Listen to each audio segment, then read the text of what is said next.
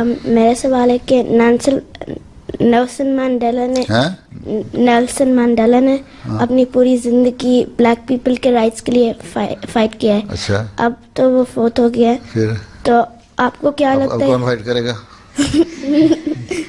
आपको क्या लगता है कि इफेक्ट्स क्या होंगे ब्लैक पीपल के राइट्स पे? कि राइट्स से क्या इफेक्ट होना है? वो जो इतने अरसे से बीमार था, कोमे में था, उसको क्या हो रहे थे, उसने किया एक ख्याल दे दिया, एक तस्वुर दे दिया, एक सही गाइडेंस कर दी।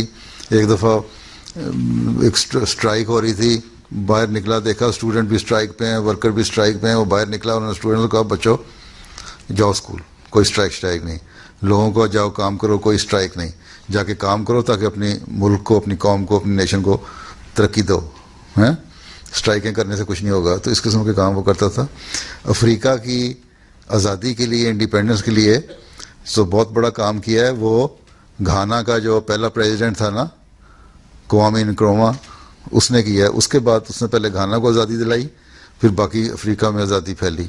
उसका भी काम है। वो भी शुरू फौत हो गए, उसको 50 साल हो गए फौत हुए, उसके बाद क्या वो अफ्रीका चल ही रहा है ना, इसी तरह अब भी चलता रहेगा।